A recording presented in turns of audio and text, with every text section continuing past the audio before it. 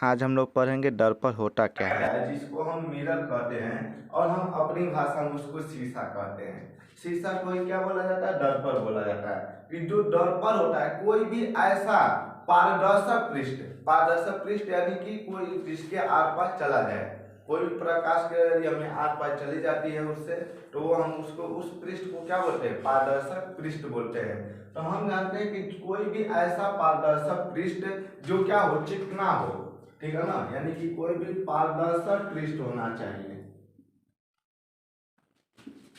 पारदर्शक पृष्ठ होना चाहिए। और ये भी कैसा होना चाहिए?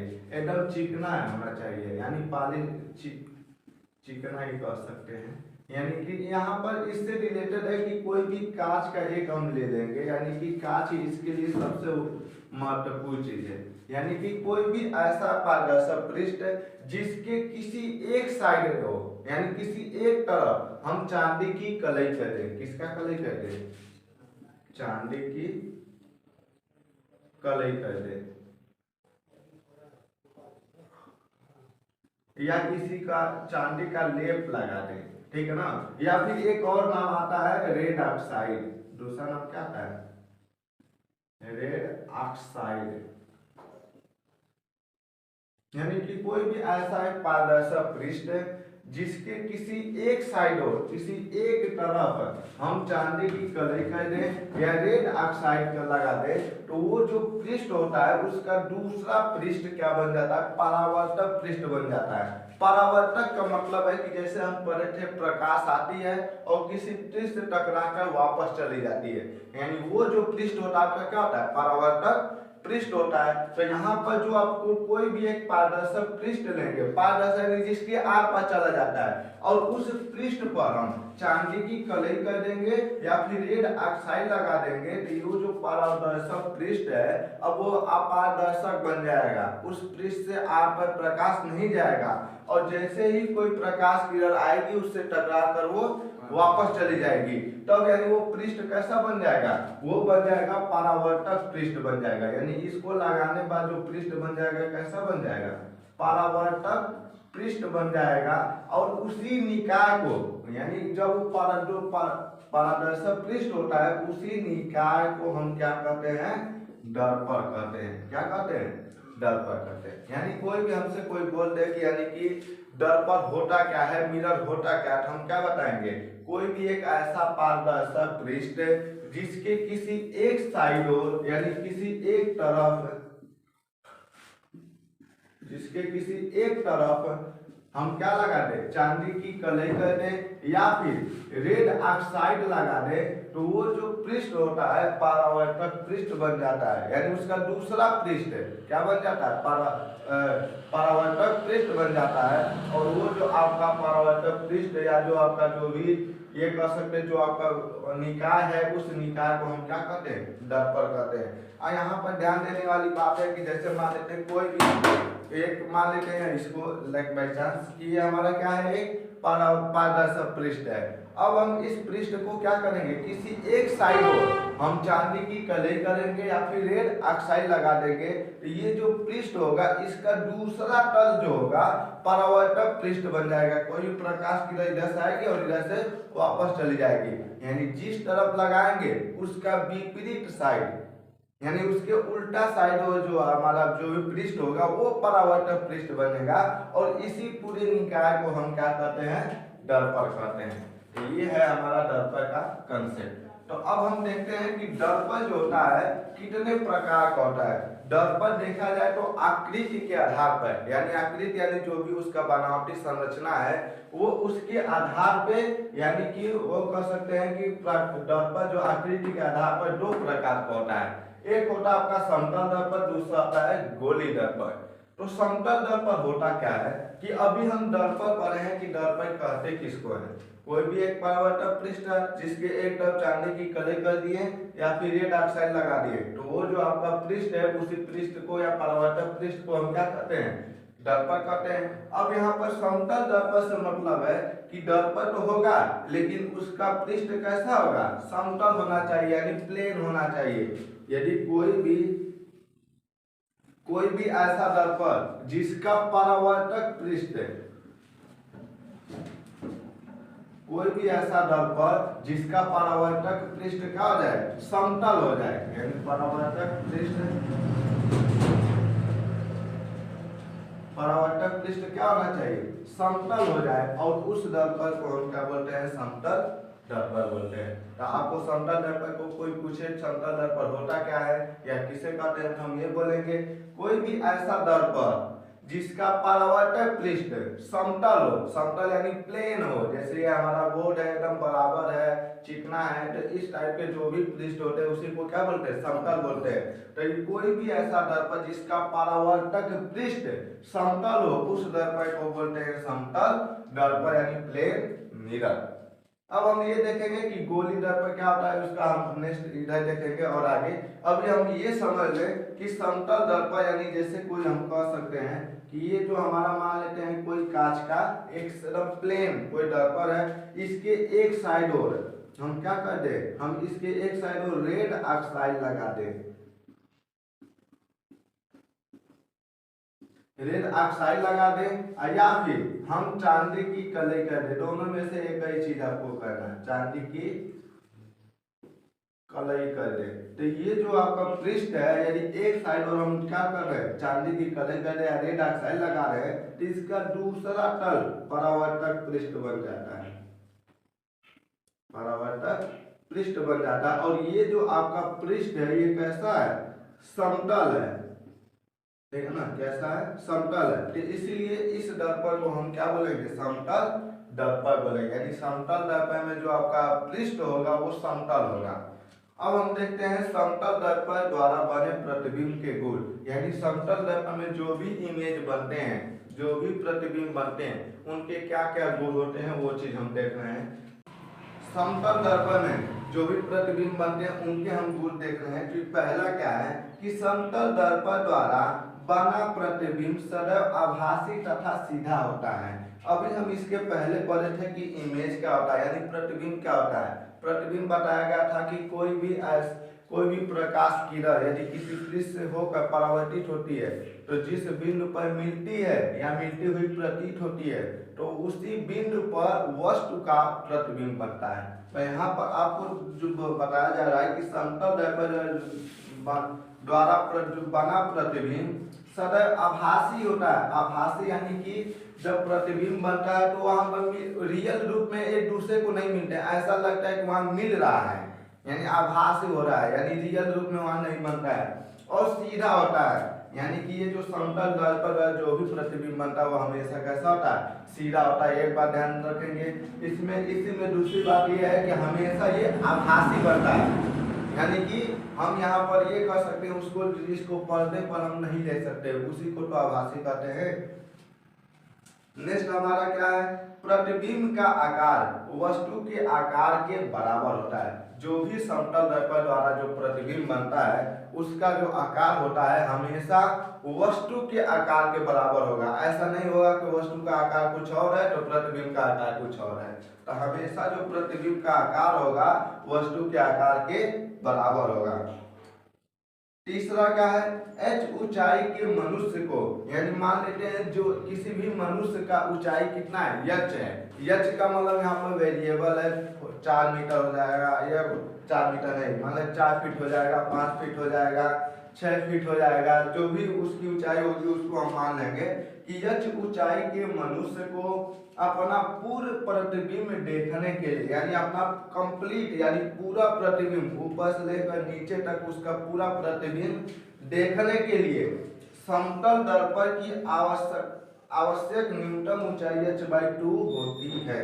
यानी कि इसका कहने का मतलब है कि यदि कोई भी मनुष्य जितनी ऊंचाई का है और वो चाह रहा है कि हम अपना पूरा प्रतिबिंब उस दर्पण में देखें तो उसकी ऊंचाई का कम से कम आधा ऊंचाई का मिरर उसके पास होना चाहिए, तभी वो अपना पूरा प्रतिबिंब देख सकता है। ऐसा समझ में, यदि मान लेते हम 5 फीट के हैं तो कम से कम 2.5 फीट का जो दर्पण होना चाहिए वो हमारे सामने रखा होना चाहिए, तभी हम अपना पूरा प्रतिबिंब उसमें देख सकते हैं। तो ये इसका कहने का मतलब ये है। क्वेश्चन, अब ये पॉइंट 4 क्या है, प्रतिबिंब दर्पण के उतनी ही दूरी पर पीछे बनता है जितनी दूरी की वस्तु के आगे होती है।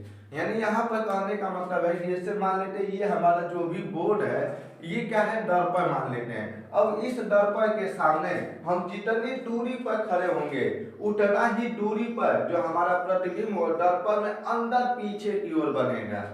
ठीक है, यानी मान लेते हैं हम इस दर्पण से कम से कम 2 मीटर यहाँ पर खड़े हुए हैं, तो अब हमारा प्रतिबिंब इस दर्पण में अंदर 2 मीटर पीछे बनेगा, यानी कि हम प्रतिबिंब और हमारे बीच में दूरी कितना हो जाएगा, 4 मीटर हो जाएगा।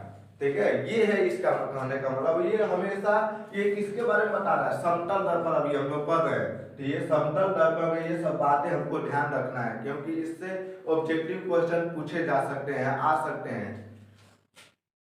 उसका 5वां पॉइंट क्या है, वस्तु तथा प्रतिबिंब को मिलाने वाली रेखा समतल दर्पण पर लंब होती है। यानी इसमें कहने का मतलब है कि जैसे मान लेते जो भी हमारा दर्पण है, हम यहाँ पर खड़े हैं और हमारा प्रतिबिंब इसके अंदर है, तो अब इसको हम यदि अब जो भी पॉइंट मिला रहे हैं, यदि मान लेते इसका टॉप का पॉइंट हम अपने सर का टॉप के पॉइंट प्रतिबिंब में भी टॉप का पॉइंट मिला रहे हैं, तो ये जो रेखा हो जाएगी ये क्या होगी, इस दर्पण के एकदम लंबवत होगी, यानी 90 डिग्री पर होगा। ठीक है, ये इसका मीनिंग है। अब क्या है इसमें नोट क्या है, नोट ये है कि समतल दर्पण की फोकस दूरी अनंत होती है। अभी हम पढ़ेंगे कि फोकस दूरी क्या होती है, इसमें वक्रता केंद्र क्या होता है, ये सब आगे आपको बताया गया। अभी तक की बस ये जानिए कि कोई भी यदि समतल दर्पण है तो उसकी फोकस दूरी क्या होती है, अनंत होती है। यानी कि हमेशा वो उसका कोई भी फिक्स नहीं है कि हाँ इतने ही मीटर पर होती है, अलग अलग दर्पण की दूरी फिक्स होती है। जब हम पढ़ेंगे स्फेरिकल मिरर, गोली दर्पण, लेकिन समतल दर्पण की जो फोकस दूरी होगी वो आपकी क्या होगी, अनंत होगी। इसका उपयोग हम कहाँ करते हैं, इसका उपयोग प्रतिदिन हम चेहरा देखने के लिए करते हैं। यानी जो हम चेहरा देखते हैं, जो हमारे घरों में यूज होता है शीशा, जो चेहरा देखने के लिए, वो दर्पण आपका क्या कहलाता है, समतल दर्पण ही होता है। ठीक है, तो अब हम नेक्स्ट में क्या पढ़ रहे हैं, गोली दर्पण। पहला आपका प्रकार था समतल दर्पण, दूसरा आपका क्या है, गोली दर्पण। तो समतल दर्पण बताया गया था कि कोई भी ऐसा पृष्ठ या कोई भी ऐसा दर्पण जिसका परावर्तक पृष्ठ आपका समतल हो, उस दर्पण को क्या बोलते हैं, समतल दर्पण। अब हम पढ़ेंगे गोली दर्पण क्या होता है। गोली दर्पण जैसे कि आप लोग देखे होंगे फुटबॉल या वॉलीबॉल, वॉलीबॉल जो भी होता है, मान एक तरफ से मान ले कि वो कांच का बना हुआ है, ठीक है ना। वॉलीबॉल कैसा है, वो कांच का बना हुआ है। इसको हम यहाँ लिख देंगे,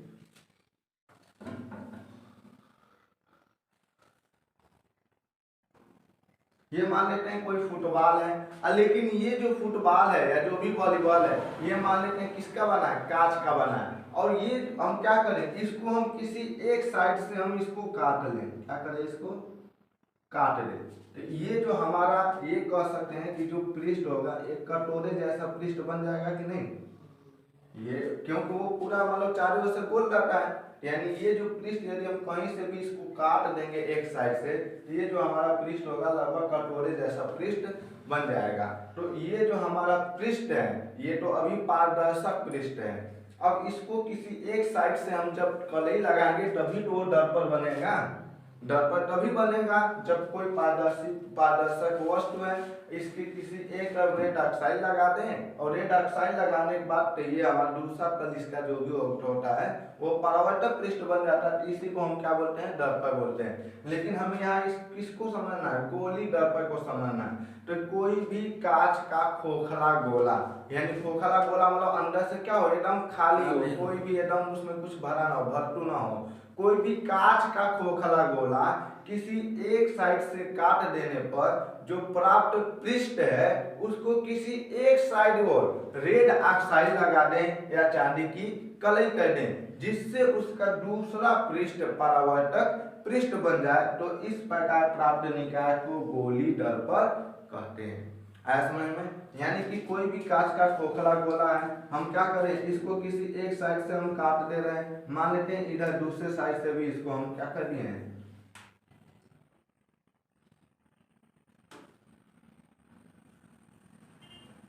ये मान लेते हैं यही है, ठीक है ना। हम क्या करें, इसको किसी एक साइड से काट दिए हैं, ये हमारा क्या कोई दर्पण प्राप्त हो गया। अब हम क्या करेंगे, ये कोई कांच का खोखला पहले क्या था, गोला था, इसको हम एक साइड से काट दिए हैं। अब किधर भी साइड हम कर सकते हैं, ऊपर भी कर सकते हैं और अंदर भी कर सकते हैं।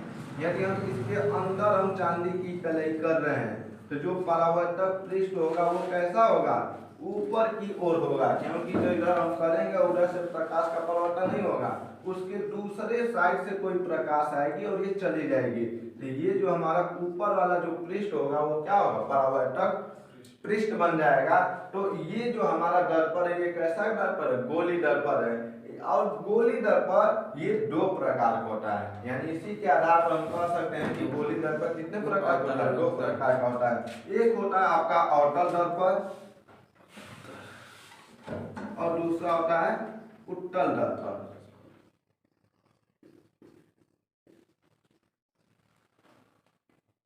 उत्तल दर्पण, गोली दर्पण में दो प्रकार होते हैं, अवतल दर्पण और उत्तल दर्पण। तो अभी हम देखे हैं कि ये जो हमारा जो भी कांच का खोखला गोला था, इसको अंदर की तरफ से चांदी की कलई कर दिए। तो जो हमारा परावर्तक पृष्ठ है, कौन सा परावर्तक पृष्ठ है, ये उठा हुआ तल बन गया है, उठा हुआ तल बना है ना। तो इस प्रकार प्राप्त दर्पण को हम उत्तल दर्पण कहते हैं। क्या कहते हैं, उत्तल दर्पण। यदि कोई एक ऐसे ही कांच का दूसरा कोई खोखला गोला था और इसको हम क्या कर दिए, बाहर की तरफ से चांदी की कलई कर दिए, कांच कर दिए बाहर की तरफ से चांदी कलई कर दिए, तो जो प्रकाश का परावर्तन होगा वो धसे हुए तल से होता है, ठीक है ना। किससे होता है, धसे हुए तल से। ये हमारा परावर्तक पृष्ठ बन जाएगा और ये जो हमारा परावर्तक पृष्ठ होगा वो अंदर से होगा। अब यहाँ बाहर कलई किए हैं तो हमारा प्रकाश का परावर्तन कहाँ से होगा, अंदर से होगा, यानी धसे हुए पृष्ठ से होगा। तो ये जो दर्पण होगा इस दर्पण को बोलेंगे अवतल दर्पण। ये हमारा क्या अवतल दर्पण है और ये क्या है, उत्तल दर्पण है। आया समझ में। अभी इसके बारे में हम नेक्स्ट टॉपिक में एकदम विधिवत रूप से पढ़ेंगे, क्योंकि ये आपका एक पूरा एक समझ सकते हैं कि पार्ट बनाता है, इसको हम अच्छे से पढ़ेंगे। अभी तक बस इतना समझिए कि गोली दर्पण होता क्या है। कोई भी कांच का खोखला गोला है उसको हम काट दिए हैं और काटने के बाद किसी एक तरफ ऑक्साइड लगा दिए हैं, तो उसका दूसरा पृष्ठ परावर्तक पृष्ठ बन जाता है। तो इस प्रकार प्राप्त निकाय को हम गोली दर्पण कहते हैं। यदि अंदर की तरफ कलई कर रहे हैं तो आपका उत्तल दर्पण बन रहा है, यदि बाहर की तरफ कलई कर रहे हैं तो आपका अवतल दर्पण बन जा रहा है। अब आपका नेक्स्ट टॉपिक क्या है, पार्श्व उत्क्रमण, लेटरल विजन, लेटर इन्वर्जन, यानी कि पार्श्व उत्क्रमण होता क्या है। ये आपका जो संबंधित है वो किससे है, समतल दर्पण से ही संबंधित है। यदि हम किसी समतल दर्पण में हम खड़े हो जाएं, ये सब में बहुत अच्छा चीज है, हम समझ नहीं पाते हैं क्या होता है, लेकिन ये जो है बहुत अच्छा चीज है। पार्श्व उत्क्रमण होता क्या है, जब हम किसी समतल दर्पण में हम खड़े हो, समतल दर्पण के सामने खड़े हो जाएं, मान लेते हैं ये हमारा समतल दर्पण है और हम इसके सामने हम खड़े हुए हैं, तो जब हम अपना राइट हैंड उठाएंगे तो दर्पण में हमें लगेगा कि मेरा लेफ्ट हैंड दिख रहा है। जब हम अपना लेफ्ट हैंड उठाएंगे तो हमें दर्पण में लगेगा कि मेरा राइट हैंड दिख रहा है। तो ये जो आपकी घटना होती है समतल दर्पण के सामने, उसी घटना को कहते हैं पार्श्व उत्क्रमण, यानी उसमें साइड चेंज हो जाता है। हम अपना हमारा लेफ्ट हैंड राइट हैंड लगेगा और राइट हैंड हमारा लेफ्ट हैंड लगेगा, यदि उसमें हम दर्पण के सामने हम खड़े हो जाएं तो उसमें हम देखते हैं तो। और यही घटना हमारा क्या कहलाता है, पार्श्व उत्क्रमण कहलाता है। तो आप जाकर चेक भी कर सकते हैं, आपके सबके घरों में समतल दर्पण होगा, उसके सामने आप जाकर उसना देख सकते हैं कि इमेजिन उसको अनुभव कर सकते हैं कि ये कैसे होता है। इसीलिए कभी कभी आप लोग देखते हैं कि यदि कोई अखबार है या कोई भी चीज लिखा हुआ है और समतल दर्पण यहाँ रख देते हैं, तो इसमें जब देखते हैं कि ये सभी चीजें उल्टी दिखाई देती हैं। समतल दर्पण के सामने यदि जो हमारा जो भी लिखा हुआ है या जो भी वस्तु है हमेशा उल्टी हुई दिखाई देती है, उसका लिखावट उल्टा दिखाई देता है। ये घटना ये इसी पर आधारित है, उसी घटना को हम क्या करते हैं, पार्श्व उत्क्रमण करते हैं। तब तक आप लोग इसको नोट कर लीजिए और इसको समझिए। और जो भी इसका नोट्स प्रोवाइड किया जा रहा है आपको बार बार बताया जा रहा है कि आप जाकर वहाँ से आप देख सकते हैं, टेलीग्राम ग्रुप को ज्वाइन कर सकते हैं और वहाँ से जो भी इसके नोट्स हैं वहाँ से आपको मिल जाएगा, क्योंकि उसका हैंड राइटिंग नोट हम वहाँ पर अपलोड कर रहे हैं।